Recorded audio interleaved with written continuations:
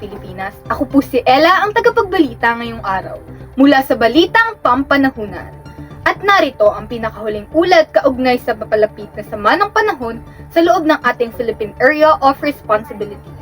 Isang tropical storm ang patuloy na kumikilos at ngayon ay nagdudulot ng tropical cyclone wind signal number 2 sa ilang bahagi ng bansa.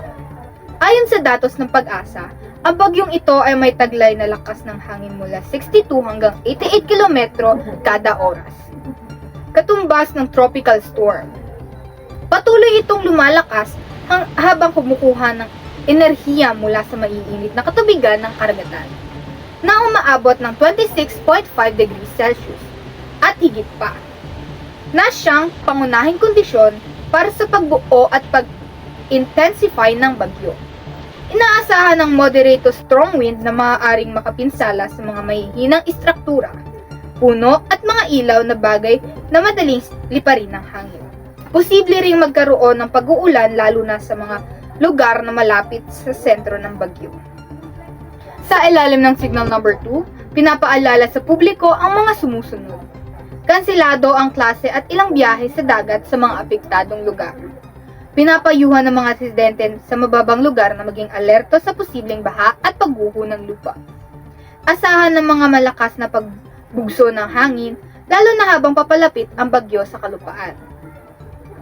Hinihikayat ng lokal na pamahalaan ang lahat na siguraduhing matibay ang pagkakakabit ng bubong at alulod. Iwasan ang paglabas kung hindi kinakailangan. Ihanda ang emergency kit na may tubig, pagkain, flashlight at baterya. Makinig sa mga opisyal na anunsyo mula sa Pag-asa at NDRRMC. Patuloy naming babantayan ang galaw ng tropical storm na ito. Para sa karagdagang updates, manatiling nakatutok dito sa Balitang Pampanahunan. Muli, ako si Ella, ang inyong tagapagbalita.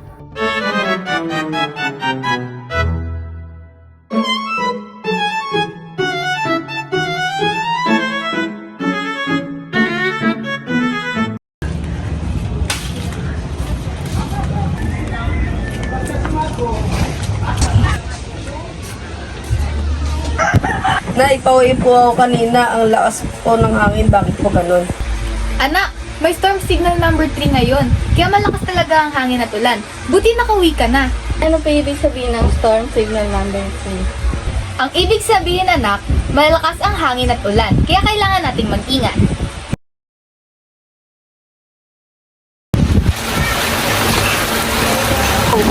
Tia, tulungan mo nga ako mag-ayos ng mga kagamitan para sa bagyo.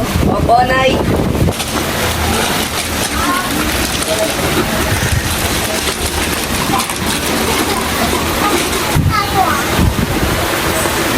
Ayan, tapos na tayo maghanda. I-charge nyo na rin ang mga gadgets nyo.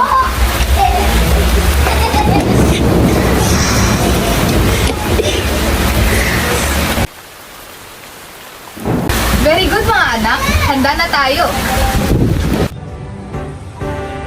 Saan na ba si Mama? Ang tagal niya, uwing-uwi na ako.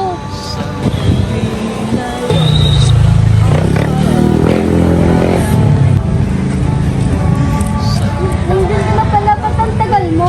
Ano bang ginawa mo? Ala, sorry may binili kasi akong pagkain.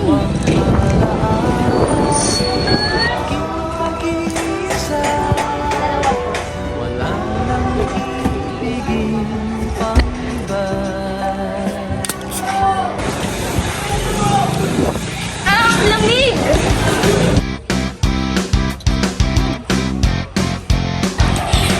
Lamig, sarap!